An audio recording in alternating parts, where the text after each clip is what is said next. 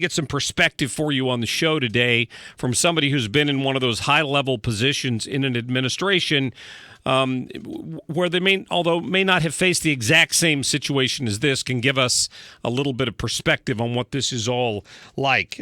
We are honored right now to welcome into the show the Honorable Alberto Gonzales, who was the 80th Attorney General of the United States, serving under President Bush, and currently the dean at Belmont College School of Law.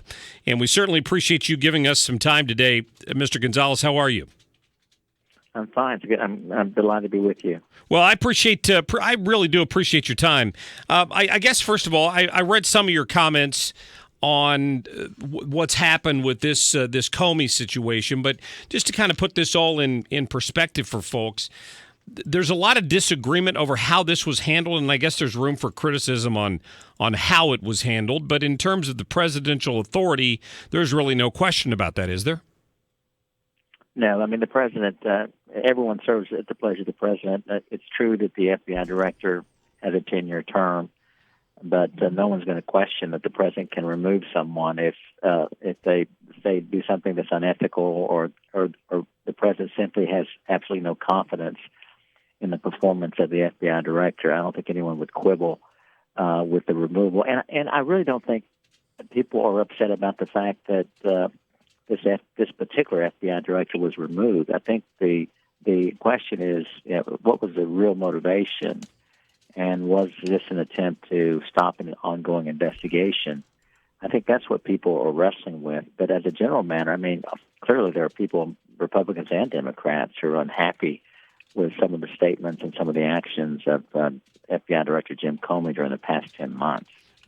Correct. And other people who had Democrats who had called for him to step down because they were unhappy with his decision in the Clinton case.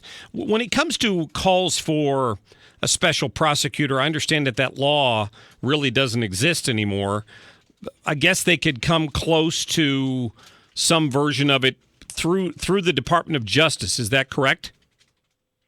That's right. There are various options. Well, first of all, before we even go to those options, let me just say I, for one, have a great deal of confidence still in the men and women at the FBI to do an investigation thoroughly and, without any kind of bias. The FBI is certainly much more than Jim Comey, and so the fact that Jim is gone doesn't mean that the investigations are going to stop. They're going to continue. And I have a great deal of confidence the FBI can do this. The thing that I worry about, I don't know whether or not the Congress and the American people feel the same level of confidence that I do, given everything that Jim has gone through in the past 10 months and given the way that he was removed. There's so much swirl here that it may be difficult to establish the level of confidence and trust in the Bureau that is necessary in order to move forward, in which case that leaves us with various options that have all been discussed in the media. The special prosecutor would require legislation by the Congress. There are a number of, I think, problems or issues with respect to a special prosecutor. You could do a special counsel. The attorney general could, well, in this case, it would be the deputy attorney general, who is the acting attorney general in connection with the Russian probe, could appoint a special counsel to look at this. Congress has a couple of options. They could continue to do an investigation under the current structure. They could form a select committee. They would combine members of Congress into one select committee to do an examination. Or we could have a 9/11 style commission. You have prominent individuals from the outside who would then be given certain authorities by statute, and they would do an investigation. So there are a number of alternatives here. And as to what would be appropriate and best, I think it's still too early to tell. I think we need to get answers to more questions. And I think emotions need to cool down just a bit before making those kind of decisions. I think that's very wise counsel. We're talking to former U.S. Attorney General Alberto Gonzales. I saw a quote from you that was the headline in the Tennessean yesterday, talking about the fact the headline said that you were disappointed in Comey's ouster. But as I read into it, and I just want to give you a chance to correct me if I'm wrong here, it sounded like you were more disappointed in how it was done as opposed to the fact that it was done. Yeah, well, as you know, there's no control of the headlines. The headlines are always written in a way to generate as much interest as possible. Yeah, I was actually irritated and angry about the headline. Yes, absolutely. What I was disappointed in was the way in Jim Comey found out about the fact he was being fired. I thought it was unprofessional and disrespectful. Someone, high-level official at the White House or a high-level official at the Department of Justice, should have reached out to him directly and told him. But to find out on television, standing in front of his team, I thought was so inappropriate and so disrespectful and unprofessional. That's what I was disappointed about. Yeah, I just want to remind people that you're the dean of the School of Law there at Belmont University in Nashville, and among other things, you teach courses on the U.S. Constitution and the First Amendment and national security, and you were an advisor to the president for a long time, a counsel to the president. So when it comes to this issue of Russian interference and allegations of Russian interference, I heard Congressman Peter King say this morning on television, there are hearings he's been in that have been confidential where he can't come out and talk about what he was discussed in there, but he's still personally, he claims, seen no evidence of this. It's just a lot of smoke at this point. What's your take on that? Well, of course, he's privy to a lot more information than I am, and the investigation is incomplete as far as I know. I don't know how far along the investigation has progressed, and we're talking about has a crime been committed, and when you're talking about taking away someone's freedom as a result of violating one of our criminal statutes, there needs to be evidence. It can't be innuendo. It can't be supposition. There has to be hard, evidence. And I think too often people get careless in terms of what they say. They make allegations without any basis in fact. And, we are a nation of laws. And before we move forward with any kind of indictment and a criminal prosecution, we've got to have hard evidence. And so I think that's the process that's ongoing now. Will there be hard evidence? Can hard evidence be found, and can it be introduced in a court of law?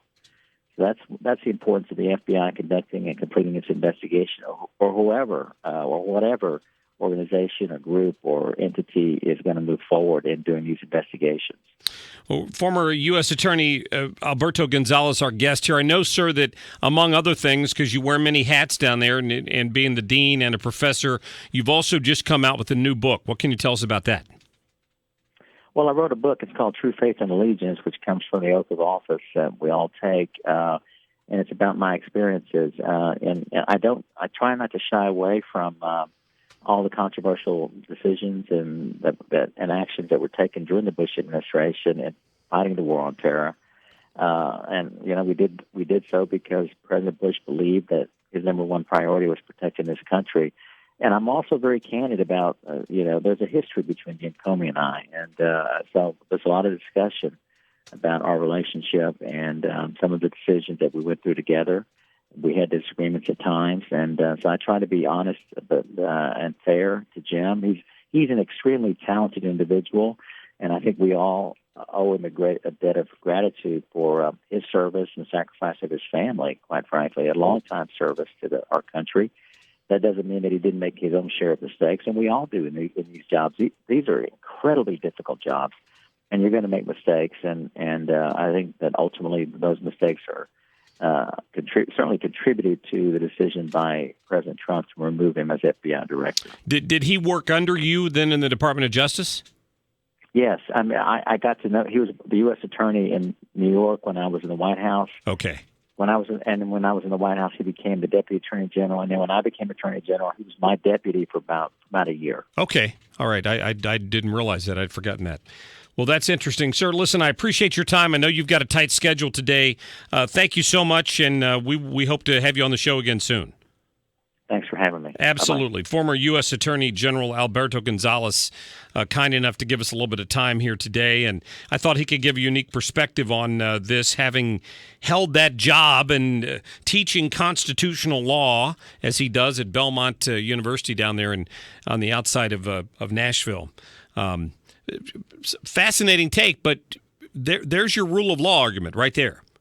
Where's the evidence?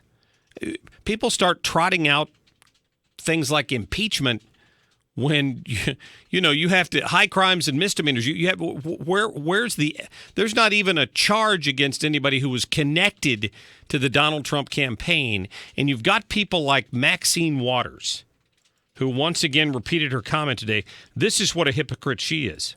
She came out today and said that if Hillary Clinton had won, she would have supported James Comey being fired. Tell me if that doesn't back up exactly what I said to you on this station yesterday on my soapbox.